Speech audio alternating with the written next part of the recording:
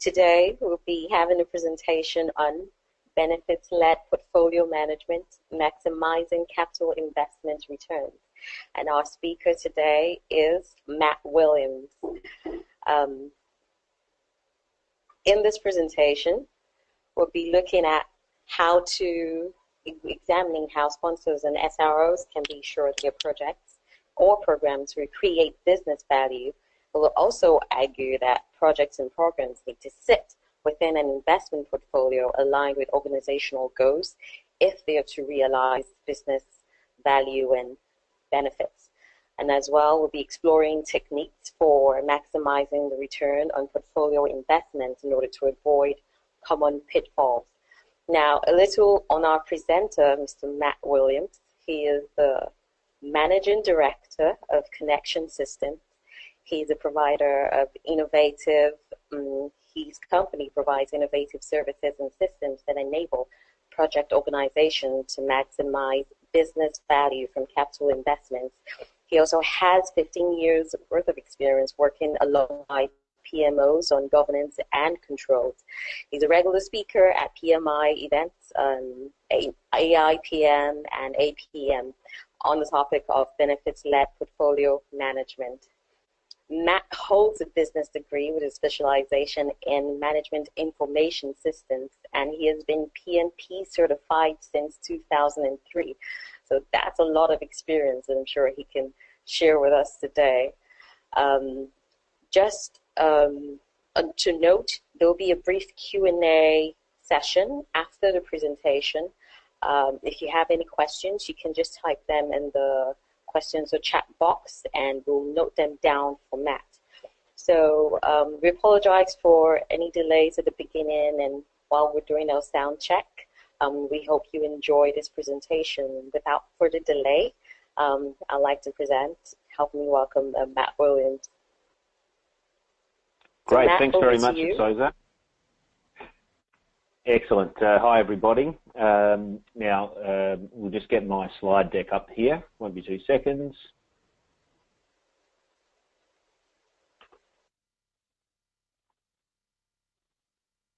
Okay, here we go. Hi, everyone. Thanks for the introduction, Soza. Appreciate it. That I think was a good overview to what we'll be discussing today.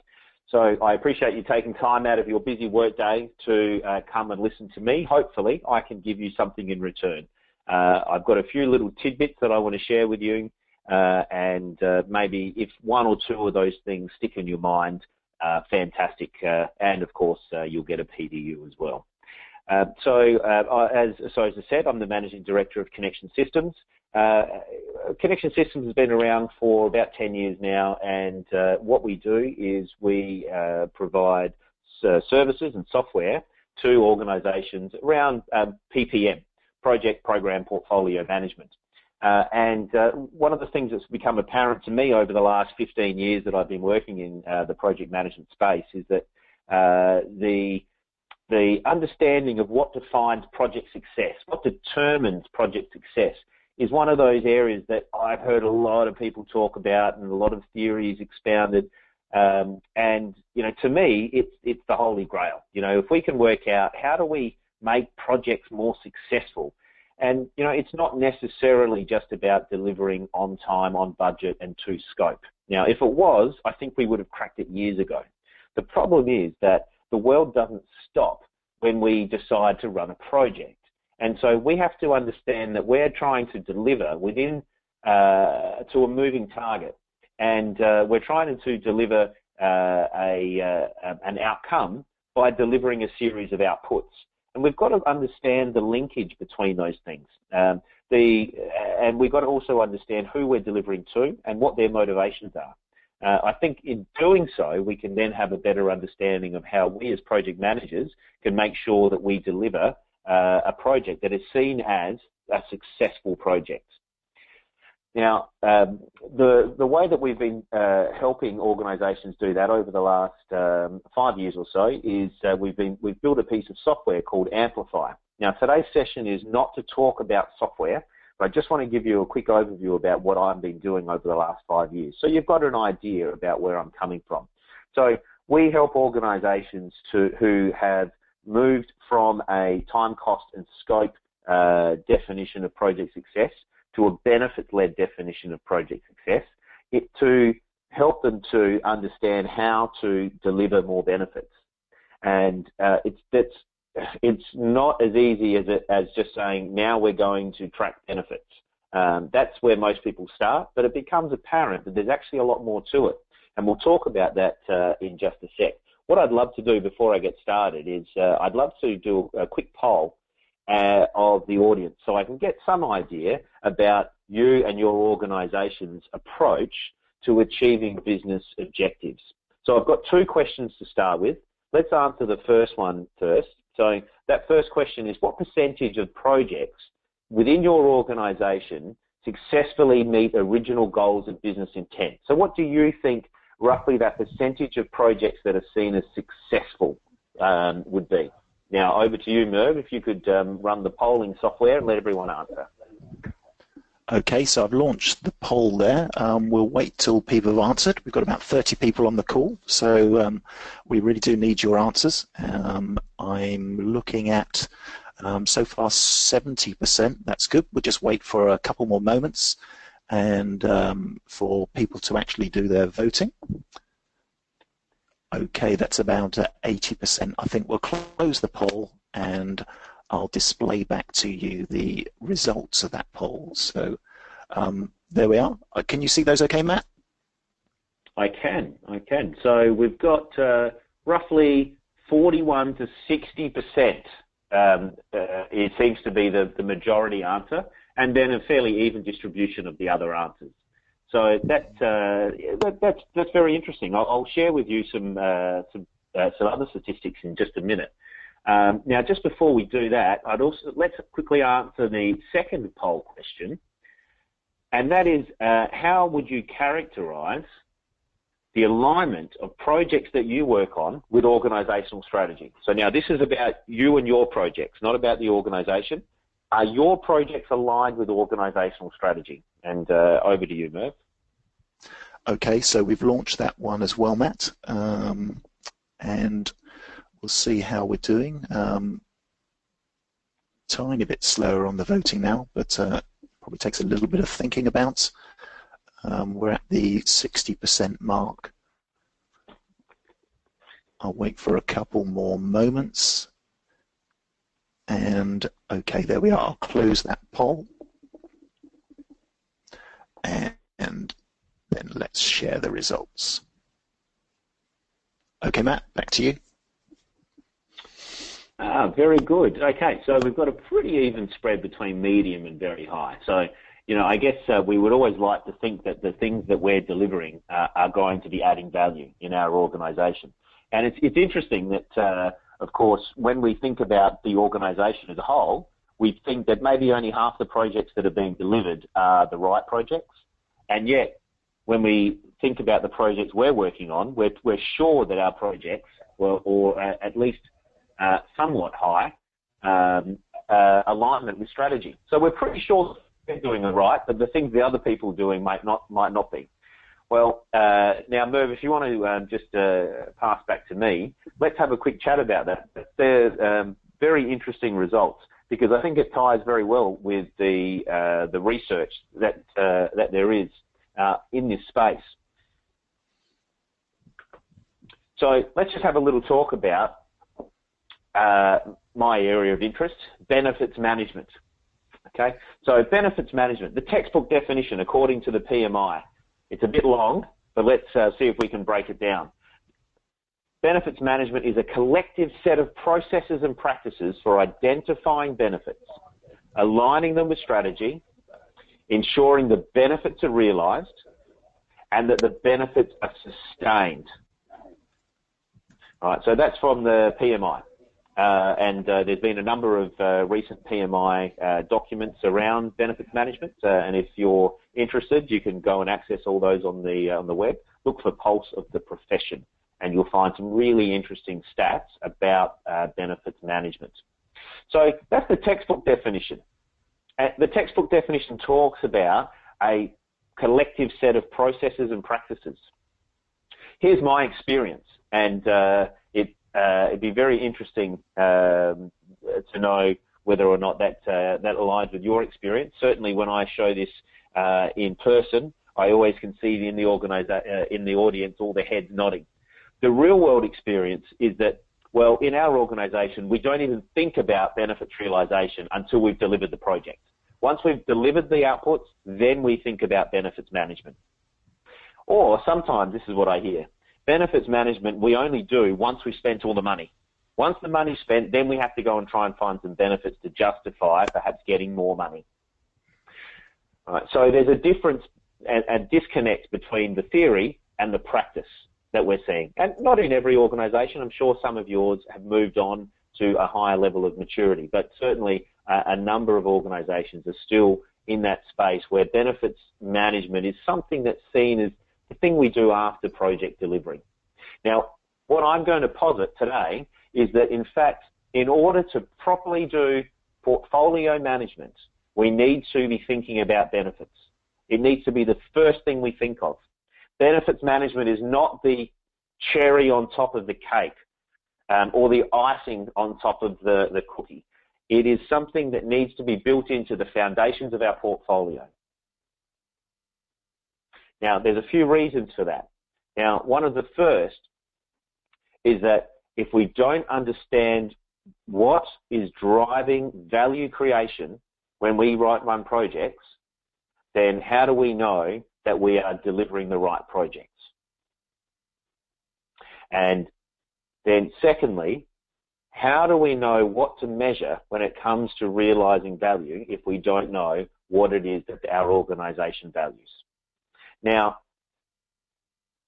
when I first started focusing on benefits management, I thought that this was an easy thing to do. I thought this was done. And I thought that was done because I said, well, every project has a business case. I recall a statistic from Cranfield University. Said in about 2006, they did a survey. They found that 96% of IT projects had business cases. I thought, well, that's great. That problem's solved. However, my experience is that many business cases are written purely to justify the funding. So they're a funding instrument. They're not a document to create the case for delivering business value. They are a document to create the case for receiving funding from Treasury or from the Finance Department. And so the problem is that the benefits identified in business cases are generally not those that we can actually identify and measure whether or not we've delivered. Okay? So the challenge is, how do we as an organisation make sure that we create business cases that don't just perform the funding instrument role, but also provide us with an ability to then track whether or not the value is being delivered, both during and beyond project delivery. Okay? And so for the project managers in the audience today, we need to be thinking about, during project delivery, are we looking like delivering business value? Now, it's difficult as a project manager to be responsible for delivering benefits after project delivery because, of course, at that point, we're normally moved on to our next project. We've delivered the outputs. We're not usually there or responsible for delivering the outcomes. Okay? But from a portfolio perspective, from a PMO perspective, perhaps if you're working within programs, the programs should be around long enough to make sure that the outcomes are achieved, not just the outputs. So I asked the question, how many of the projects in your organisation are strategically aligned? And you came back with a number around 41 to 60%. Well, that matches up pretty well with the PricewaterhouseCoopers survey from 2014, where they asked about 1,500 project executives globally, and they found that 38% of initiatives were identified as not helping to deliver strategy. Now, that's a very large amount of funding. Think of all the resources that are being applied to those 38% of projects in your organisation today. that if we could identify those initiatives that aren't strategically aligned and we could stop them today, we could then realise or release that value to be applied to other strategically important projects. Now, if you're in the public sector, think of all the services that could be delivered, additional services that could be delivered for the same money, the same budget. If you're in the private sector, think about all the additional products and services you could deliver, or the same at a cheaper price, and therefore gaining market share. So, what's the problem? What's the challenge? The challenge is that as I've been in and around project management now, I say 15, but that's only because I haven't updated my my bio for a few years. It's been a bit longer than that. The problem is that over the last 20 years, I've seen us talk about delivery on time, on budget, to scope, and we've become pretty good at it. You know, we've got lots of software tools, we have lots of processes, we have lots of training. I mean, 20 years ago, there was no such thing as a master's in project management, and these days, it seems that every second person I speak to is studying for one. And yet, project success rates, and I'll refer to the Standish Chaos Report, which has been a long-standing report on project success, shows that project success rates are about the same as they have been over the last 20 years. So we're getting better at the execution side, and yet perhaps we're executing the wrong things. Delivering the wrong thing well is the ultimate waste of resources. So the next challenge for us as project professionals over the next 10 to 20 years is to make sure we do deliver the right projects at the right time for the right price. So how do we do that? Well, we need to align execution with strategy. Easy for me to say. All right, I'm sitting here at one end of the computer screen just saying that. Great. Well, how do we make that happen? Well, the problem that I see is twofold. Firstly, there are often projects that are imperatives. They must be run, apparently. That's what we're told. So they get prioritised funding. But have we determined whether or not that project is the right one to deliver the value that we're after? And so that's one area, that's one challenge. And I'll talk about how we can address that in just a minute from a portfolio perspective. From a program perspective, I often see programs funded which have very worthy goals, but then as the program moves into delivery, they lose sight of the prize. They lose sight of the end game. And so what happens is the program very quickly moves from a strategic discussion about delivering outcomes and benefits, and it moves to the next level of delivering outputs and capabilities. And I want to give you a case study here. Here's an example of a client that I worked with about 5 years ago in New Zealand, and this energy company was rolling out SAP. So they had decided that, of course, it wasn't rolling out SAP. The program had a very highfalutin name about business and systems efficiencies or something like that, and it was all about transformation. But at the end of the day, what they did was they delivered SAP. And if you have a look there, what we did when we were asked to come in and help them they were about to go live with SAP, and they were wondering when the benefits could be banked. But they were concerned because they weren't sure exactly how each of the modules of SAP was going to deliver benefits. And so what we did was we created a benefit map. So we took their business case and we documented it. So what you can see here is a benefits map. For those of you who are familiar with managing successful programs, you'll probably notice that this layout, outputs, delivering capabilities, delivering outcomes, and then benefits, contributing to strategic objectives, is how benefits management is described in managing successful programs. And I think it's a very good and very useful tool. So what we did was we took their business case and we documented it, and this is what came out. And so what you can see is pretty obvious that we've got the missing link. If I go back to my previous slide, the missing link. We've got two parts of the chain, but our chain is only as strong as the missing link, the weakest link, and in this case, the weakest link doesn't exist. And so what we can see here is that we ended up the organisation had focused over the 3-year implementation period so heavily on delivering capabilities, such as the ability to have customer insights and to be able to have market intelligence, proactive customer care, that they weren't sure how those capabilities would in turn deliver business outcomes. So there was a lack of connection between delivery and benefits. So you can imagine the project manager on this project, he actually thought that he was doing a great job because he was delivering on time and on budget. Whereas the program director, who was responsible to the board for the X million dollars of benefits, thought that the project was doing a terrible job because there were no benefits to be delivered. And so that's often where we have this lack of, or this disconnect, where our project teams think that they are on track to deliver, and then they're wondering why they're not getting the appropriate kudos. And it's because there's been a breakdown in communication between outputs of projects and business outcomes. Now, what if we can resolve this challenge? What if we can make sure that our projects are strategically aligned? Well, the good news is that the PMI, Pulse of the Profession, 2015, looked into this question.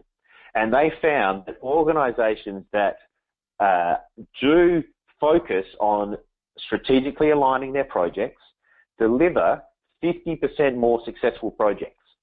So now we're talking about getting away from delivering 38% of our projects that don't align with strategy, and the Chaos Report tells us that on average about 40% of projects are successful and about 60 or 60 plus aren't.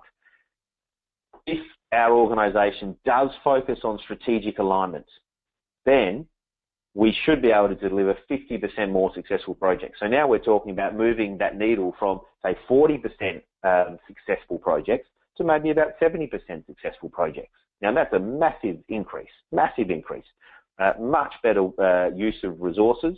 We would have a lot less projects that are being delivered that no one really understands why they're being delivered, or perhaps at cross purposes to other projects that are also being delivered, because we've got all the horses pulling in the same direction.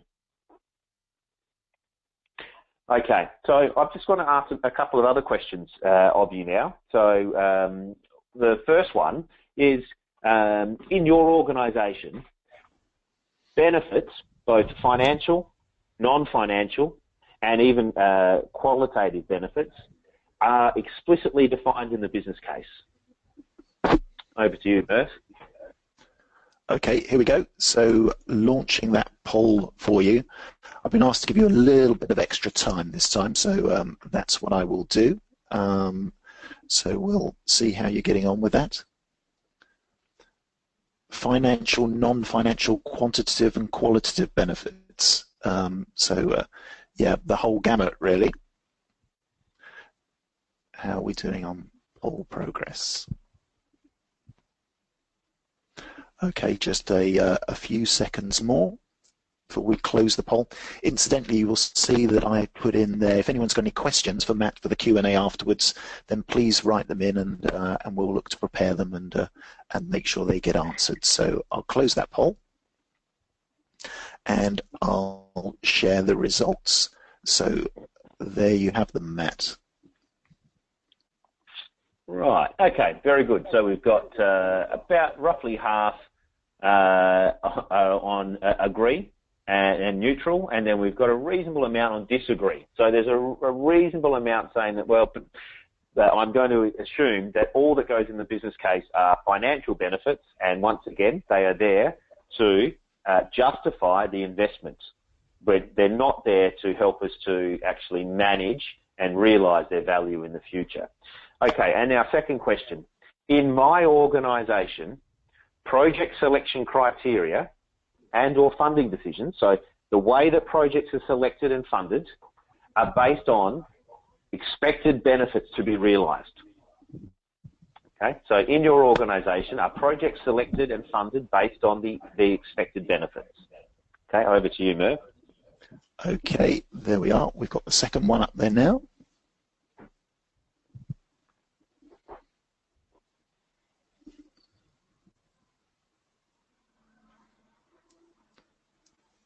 Okay, I can see you're getting better at this. We're now up to 60% voted.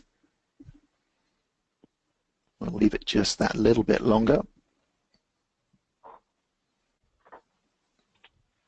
And remember, keep those questions coming as well. Okay, I'll close that one. Thanks for your votes. And there we are, now sharing that one. Right, so there we go. So many of the funding decisions are based on expected benefits. So that's a very interesting result. So we know that many of your organisations are using this, using the benefits, at least the financial benefits, to decide what to invest in. But then, and it's probably, this is the next question I wish I had have asked now, was a question around quality. I wonder what quality you think those benefits are. How have they been validated, and could we trust those benefits? Let me just tell you my experience, and perhaps, Merv, if you want to just flip back to my screen when you get a chance. My experience is that many business cases are written purely to get the funding. Now, my experience has actually been when I go into an organisation and say, hey, can I grab, let's say I've got a portfolio of projects, can I just get the business cases for all the projects in that portfolio? Now, I would have thought that that was an easy question. The first time I asked it, I thought it was an easy question. Someone would open the document management system, maybe spend 30 minutes going through, selecting all the project's business cases and pull them out and send them to me. After a week, I got a response saying that only half of the business cases could be located. So here were some projects, average value, $50 million, and we couldn't even find the business case for them. And I thought that was an anomaly. That was a health department in Australia, won't say which one. But my experience has been that that's not an anomaly. That actually happens everywhere. So it's funny how business cases are very important up until the point that funding is allocated, and at that point they magically disappear. So that's a challenge. There's a challenge we have. If every project has a business case, that's how we get funded. But then, is the business case written in such a way to enable us to determine whether the project was actually a success? And when we talk about success, we're talking about that dimension around delivering business value. My experience is that most business cases really need a benefits realisation plan in the business case. That's the way to make sure that we don't just use the business case as a funding instrument.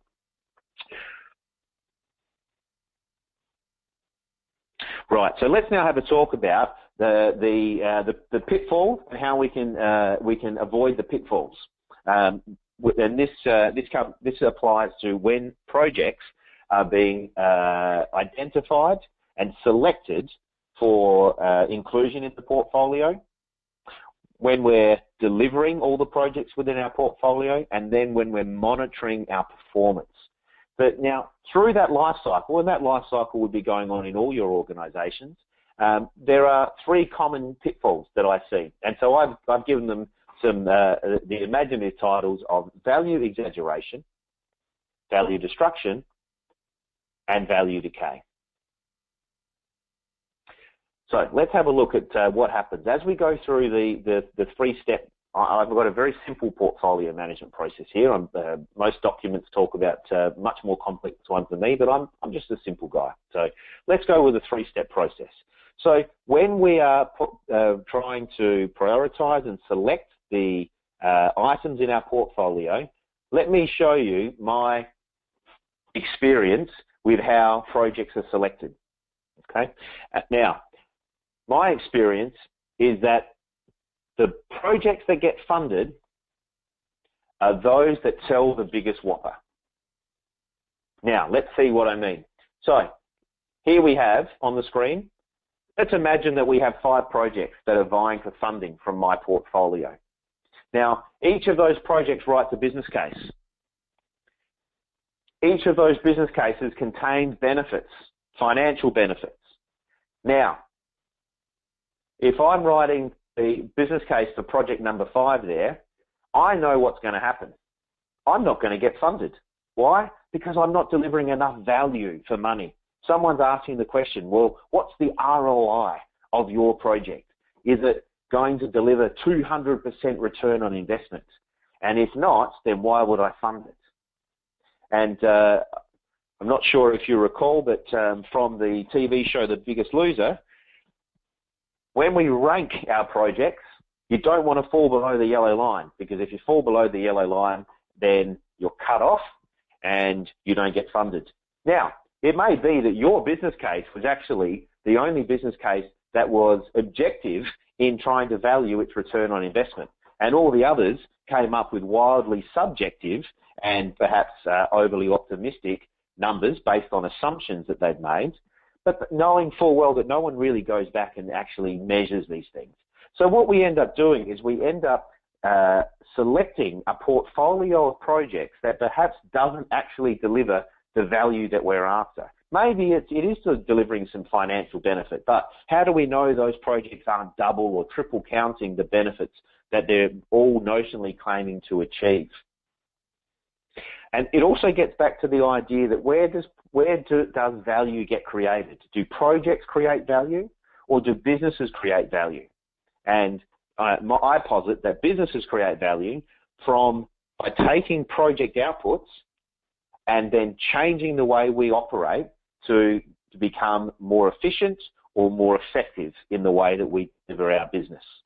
And so as a result, it's not just about delivering one individual project that is where value is created.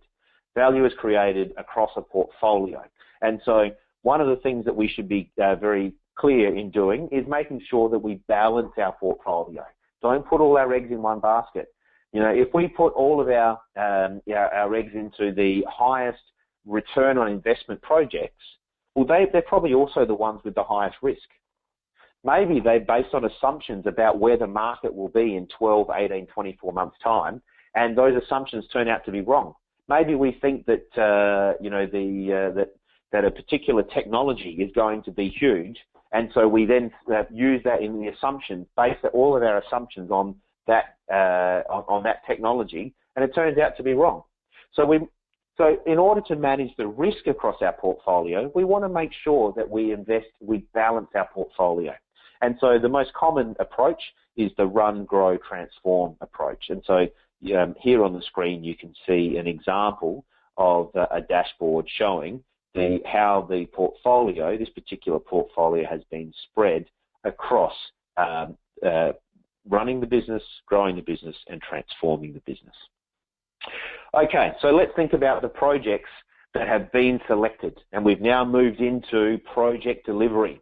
So our portfolio is out there delivering, every project's beavering away, delivering trying to deliver its outputs on time, on budget, and to scope.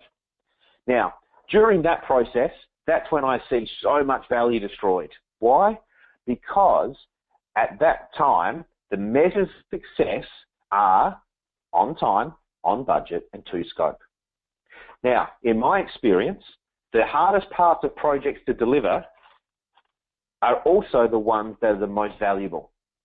And it goes without saying, if something's easy, then everyone does it.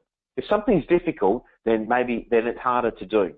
So when it comes to delivering projects, my experience is that the changes that we make in projects, so when change requests are made, the things that we're doing in trying to, the change requests are often to try and de-scope, to get our project back within its budget. The challenge here is that, are we de-scoping the wrong things? Are we actually taking the thing about our project that added the most value? And so I'll ask you a question now. I don't have a poll for this one, unfortunately, but just have a think about the answer yourself. Think about the change request form that you have in your organization. When you put a change request into your project board or to your program board, where on that form is the expected impact on the project benefits? Is it the first question on the change request form? Expected impact on business case. All right, if it is, then you're one of the few, because I ask this question all around the world and very few people even have that question at all on the change request form, let alone on the first page. And if we think about it, why are we delivering projects? We're delivering value. And if we're not answering the question about what effect does this change have on value, then we're asking the wrong questions. Okay, and so that's where value destruction comes in. We choose to, and usually it's inadvertent. It's not active. It's just that we don't ask the right questions. And so passively, project boards allow value to be destroyed. Okay, and that's because projects themselves generally don't deliver the benefits. It's projects with other projects working together. And so understanding that complex interrelationship can help us to make sure that we deliver the business outcomes and not just the project outputs. Okay, let's say that we've run the gauntlet. We've actually managed to get our project funded. We've managed to get our project delivered without any change requests that cut out the most valuable parts of our project. We're not there yet. We think we're home and hosed. We think, phew, all done. No, the third challenge is in the sustain phase of our portfolio. This is where we've delivered the project, but we haven't yet realized the benefits. We haven't unlocked the full value. And so actually PMI in their Pulse of the Profession that they released was it early this year, talked about not only realizing but sustaining benefits. So making sure that not all benefits are one-time benefits. And that's often the assumption that's made, is that we unlock a benefit once and we will achieve it forever. That is, if we can reduce the headcount, for example, in our business, then that headcount is reduced forever. So we can then claim it for the next X years. But my experience is that that's not the case. That if we don't actively look to sustain benefits, then we'll very quickly have those benefits creep in elsewhere. I like to think of it as whack-a-mole. So if you know the game, it's a great sort of parlor game or seaside game where you've got all the moles and they jump up and you've got to whack them. And as soon as you whack one with your rubber mallet, then another one pops up. And that's what can happen when we're talking about trying to, particularly when we're trying to talk about transformational change programs within organizations. The value that we're trying to save in one area then just pops up in another area. So maybe we reduce the number of licenses of software being used in one area, another area just goes and acquires the licenses. So as a business, we're no better off. Or we reduce the headcount in one area and then it pops up in another area. Maybe we cut the number of people in the customer service area and then they have to pop up in the technical support instead. So that's where we've got to talk about sustaining benefits and not letting the value we've invested in our projects decay. And I think this is also the easiest place where we can maximize our investment because we've done the hard work, we've delivered the business change. All we've got to do now is make sure it sticks, that it doesn't just wither on the vine. We've grown the fruit, we did the hard bit, just make sure that we pick it, we harvest, and don't let it wither on the vine. Now, my takeaway from today is all around the business cases, writing good quality business cases at the start of an initiative to make sure that we understand not only what value is going to be created, but when the value will be created and by whom. Okay. Now, if you think about your business cases, they may have your financial benefits identified. Maybe they've got non-financial benefits. Do they identify when and who is responsible for achieving them? Okay. Now, if they do, great, tick. You shouldn't even be listening to me. I'm teaching you how to suck eggs. You already know the answers. Right. So here's my experience. So when it comes to business case development, right, let's make sure that we speak to the right people. So involve all stakeholders, but especially the senior stakeholders, the ones with the cash. Make sure that they understand what it is they're actually asking for. Okay, and make sure we identify all work, including business change. The delivery of a product is not the same as delivery of an outcome. So deliver the outcome, the product, the deliverable, the milestone, right, that's great, but that's not value. The value comes when we do something with it. Okay. And then we need to make sure that we have those objective targets for performance measurement. When are we going to see value? And what does that look like? And I mentioned ownership. Now, if you may be sitting there saying, well, that's great, but as a project manager, I'm only responsible for the project up until handover. Once handover happens, well, then it's not my problem. Benefits are realised after that. So then I ask the question, if we have no way of measuring whether or not the benefits are likely to be realised at the end of my project, let's say you're working on a 12-month-long project, how do we know that project is still a good investment? It may have stood up when it was first put forward to the board. It gets approved, it gets funded, but now we're 9 months in. Is this project still the right project? Are the benefits still likely to be realised? And so that's where it's very important to understand lead indicators of performance. So those lead indicators can help to provide an early warning that perhaps we are not on track. Now, it may not be us internally that is off track.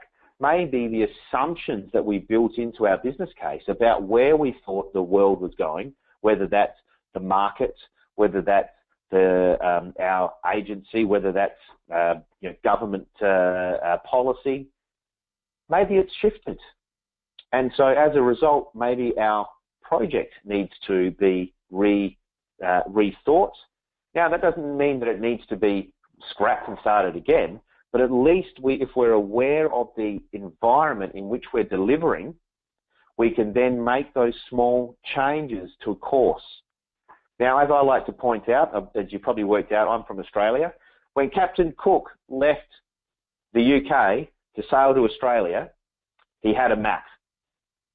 Now, I can tell you for certain that Captain Cook didn't set off and look at his map once at the start of the journey. Think about the map as a business case. He didn't look at the map once at the start of the journey and then say, right, let's head in that direction. Let's head south. And then just never look at the map again and assume that he was going to get where he needed to get. He was constantly taking measurements and then comparing those against the plan, which was the map and where they were going to sail. And then he kept making small adjustments all the way until he got where he wanted to go. Now, think about that analogy when it comes to delivering projects. How often do we go back as project managers and review the business case and say, does this business case still stack up? Right, let me give you an example. Let's imagine that we're running a public health campaign. Right, and I picked this one on purpose because it's probably the longest example I can think of. Let's imagine that we're investing money in reducing smoking-related deaths. Okay, great public health initiative. How do we know that the money we're spending is in the right areas? Now, the easy thing to say is, well, we just don't know. So we're just going to have to scattergun it. We just spend the money anywhere. Right, and we won't know for 40 years. And in 40 years, we'll be able to measure, are people dead? Right, are less people dying of lung cancer now than they were 40 years ago? Problem there is that we've got 40 years worth of wasted investment in public health.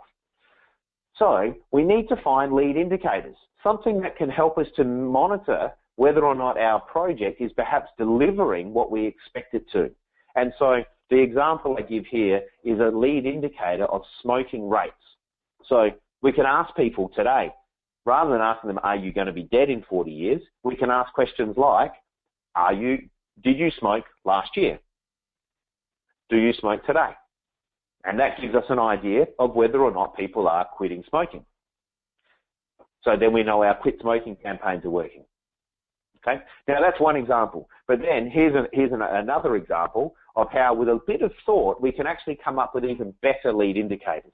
Lead indicators. So not talking about smoking deaths now, not even talking about smoking rates. We could then ask people about smoking intentions. So we could ask the question, do you smoke today? Yes. Are you planning to be smoking in 12 months from now? No. Okay. So now we could even ask the question, why not? Have you seen the ads? that, and have you decided to try and quit smoking? So we can always be measuring success. There are ways. Sometimes we've got to be a little inventive, right? And you can't always say that the answer is the right answer. It's a proxy answer. It's an answer that gives us an indication we're on the right track. No one's saying that it's guaranteed, but it's better than saying, well, since we can't measure the amount of revenue our company's going to get from this new product, let's not even bother trying. No, I think we should be going out and asking the market, does the market still want the products we're about to launch? Is it still something that's sought after? Have our competitors bought something like this to market? Is the price we're planning on going to market with still the right price? Because all of those assumptions were built into our business case. So let's go and test those assumptions. And that then leads back to portfolio reviews. If every project is reviewing whether it's delivering value, well then so should the portfolio. Are the projects in my portfolio still looking to deliver the best value or the best return on my portfolio investment? And if the answer is I don't know, then the portfolio manager isn't doing their job. As simple as that. They should have some idea. If I go to my bank manager and I say, I've given you £100, what am I going to get back in 12 months' time? If the answer was I don't know, I would take my money and run. Now, it should be the same with my project portfolio. I need some indication. It doesn't have to be exact. Unlike my bank manager, I'd like a more exact answer, but I do want some indication that I'm investing in the right things and I'm going to get a return. And then I'll leave you with this. This is probably one of the hardest things to do. And once again, if I had yet another poll question, I'd ask you this one. When was the last time a project in your organization was stopped? All right. I'm sure you've heard the line about projects being doomed to completion. That is, that even though everybody knows it shouldn't be running, it still runs. Now, I call those zombie projects. Zombie projects are those projects that roam our organizations, consuming all the resources and getting in the way of those projects that are actually strategically aligned and delivering value. So we've got to go out and shoot those zombie projects and get them out of the way. All right. Well, thank you all for your attention. At this point, I'll hand back to Merv, and Merv, you can perhaps lead the Q&A. Okay, thanks ever so much for that, Matt. I apologise, I've got a bit of background noise, but a machine started up in the background. So we've got a couple of questions. First of all, Matt, have you got any examples of an organisation that's improved its level of maturity and benefits management? And perhaps that's Australia or the UK. And if they've done that, how did they go about it? How did they do that? Okay. Yeah. Great question. Yeah. Look. Yes. I would say that my experience is so far that most people underestimate the challenge when it comes to improving benefits management maturity in their organisation. Now, just to give you a bit of background, the reason that I've taken such an active interest in benefits management, I mentioned earlier, is about the measure of project success. But closer to home, one of the things that happened about 7-8 years ago was the Australian government decided that all agencies would have what's called a P3M3 assessment, and they would have to have that done every 12 months, and then they would have to report that publicly.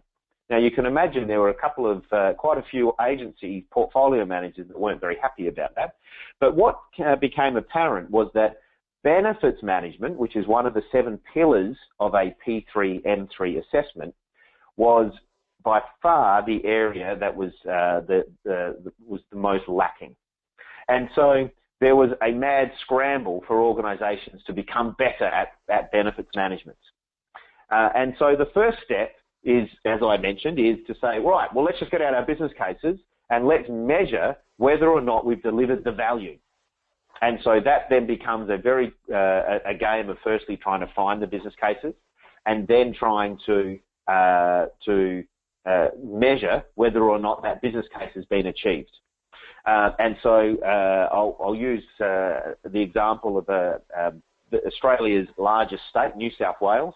They have an agency within their healthcare department, and so New South Wales Health, as an agency, looks after 7.5 million people, and they've got about 106,000 FTE, and they've got a department within the health ministry which is around e-health. So they're spending about $1 billion over the next 5 years to implement electronic health initiatives. And so they attempted to do exactly what I've just said. Let's just measure the benefits. We wrote business cases for each of these, for the $1 billion worth of investments. Let's measure them. And the problem was, firstly, couldn't find the business cases. And then secondly, when we did, we found that it was the assumptions that had been made in the financial returns were such that it was almost impossible to measure whether or not success had been achieved. In their case, there was a third complicating factor, and that is that the agency delivering the change was not the agency that would realise the value. Now, if for anyone who's working in health, you'd be acutely aware of this, that if I deliver a system like an electronic health record, what value does that create? And who unlocks the value? And so in that case, the answer is, well, there is no value to the system. The value comes from the amount of time that we can perhaps save in terms of clinicians using the system or writing paper notes, as well as the number of people that we can save from incorrect procedures or incorrect medications, because we now have access to their notes, so we understand what they're allergic to, we understand what their history is. And so getting the people who are responsible for delivering the benefits on board, that was the greatest challenge. And so they ended up they brought in a couple more people who then spent a bunch of time to set up the governance structures for all future projects, to basically say, okay, so from now on, when we sign a business case, we have to go and find out who is going to deliver the benefit, and we've got to get them to sign up. Because if they're not going to make the necessary business change to achieve the value, then we're spending this money for nothing. Okay? And so that's why in my slide deck, I made that point, that the business case needs to be signed up to by the people who are responsible for delivering the value. And so I've seen some fantastic transformational change programs. One is in a South African utility that's being run right now. Another one in Western Australia at a utility, where they've been very, very good at decomposing the transformational change into discrete initiatives, which are basically small projects. And every initiative has one benefit. And so what they do is make the initiative owner a single person responsible for the initiative and the value. So the initiative owner is not the project manager. They then have a PM to support them. But the initiative owner is someone in the business. They are responsible for delivery and for realizing the value. And it's amazing how that accountability then forces the business to now take responsibility for delivery as well as unlocking the value. And so that's been a very successful model that we're now starting to see being applied all around the world. We've got one in Brazil at a telecommunications organization. We've got some oil and gas across North America, where that same approach, and retail, where that same approach can be applied. And that is that we get people, and this is a challenge that I'm sure you're all familiar with. When someone signs a business case, my experience is that the traditional business case sign-off is somebody saying, great, I will give you some funding and I expect you to now deliver me value. So at that point, they've abrogated their responsibility. So that's where the challenge is, how do we get people to sign up to a business case, but make sure they know who is responsible for value? And so difficult to do when it comes to a very large organization anyway, but top down. So the best organizations where this works is where there's a top-down push. Now, let me give you an example of a very large organization, New Zealand government. the New Zealand government is one very large organisation. Now, because New Zealand's a small country, there's 4.5 million New Zealanders, their government actually works quite well. And that's each of the departments actually talk to each other. I know that might be strange, but they actually quite like each other and they share information. And one of the things that the Treasury has done is they have said, okay, now we aren't very good at delivering benefits. How do we get better? What they've done is they've actually released a really, really interesting document. It's freely available. It's called the Investor Confidence Rating. And what they're saying, the investor is the SRO responsible for signing the business case. And so they've given every agency a confidence rating so that the investor can then say, is this a good investment to be making or not? Can I trust my organisation to deliver? And so that's actually based on a range of factors, including P3M3 assessments, which are obviously a bit of a lag indicator. How are we going? But including some lead indicators as well. And so those types of indicators are then put together to give a rating.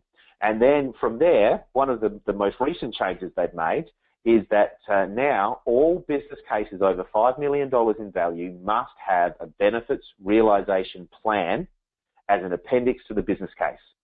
So now what we're saying is that every business case is not just a funding instrument. We're now putting the accountability on the person who signs up to that document that they are responsible for delivering the value. And there's a very clear description in the document, in the benefits realisation plan, about what that value is, who will be delivering it, and how we will measure success. Okay? Not an easy change. It's not an overnight change, but it can be done. And the most important thing is the people, then the process, and then the supporting technology, in that order. Okay, Matt, thanks ever so much for that. We are almost out of time, and I hesitate to ask you too many more questions because you give a comprehensive answer. One of the things I thought I'd just quickly do is read out of a couple of questions I think you've already answered.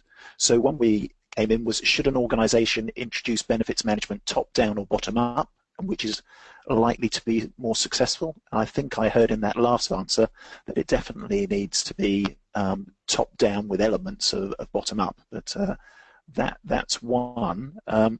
Another one that Tim raised, and it goes like this: key is accountability for delivery combined with clear articulation of the business benefits, tangible and intangible, and how they will be measured, with these turned into robust assumptions that sit behind the business case investment model. And then at the end of that, Tim asks for what examples do you have of this being achieved, which I sense that you've given quite a number of examples. Anything additional, just very quickly on that one? So I think you just talked about top-down or bottom-up. The one thing I would just quickly say is that certainly from an organisation perspective, of course, it really needs to be top-down. It's very difficult as a PM if I say to my sponsor, look, actually, I'd like to go back and revisit the business case. If they say no, just deliver. I don't care about the business case. I want the output. I want the whatever it is. I want it now. Look, that's the environment you live in. Now, I would. There's no point falling on your sword and saying, right, well, I won't deliver this project. Of course not. That's crazy. But I think it is a conversation that can be had by PMs with their sponsors to try and guide them to understand whether or not value is actually being created. Now, maybe the sponsor says, you know what, that's actually a really good point you raised. Maybe we do need to focus a little more on the outcomes of our project and not just on the outputs. And maybe that's even just saying, hey, do we need to focus a little more on the change management? That we're about to go live, we're about to drop release X. How do we make sure that that release is taken up by as many people as possible or rolled out in the shortest time possible so that we can unlock that value as quickly as we can? Maybe it's just as simple as that. But so there are things we can do bottom up, but let's not kid ourselves that as a project manager we can change the world. But we can certainly, so let's not try and boil the ocean, but we can see if we can do something in just our little part of the organisation. Okay, that's brilliant, Matt. Thank you very much for that. What I propose we do just very quickly is hand back to Isosa just to kind of finish things off. I don't know, Isosa, did you want to display a couple of slides as you just kind of wind the session up?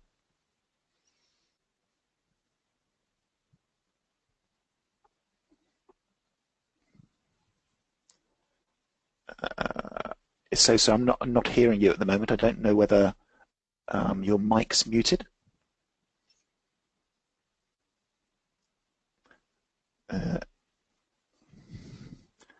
Okay, so let me just show. No, what I'll do, I'll quickly flick to make Isosa the presenter.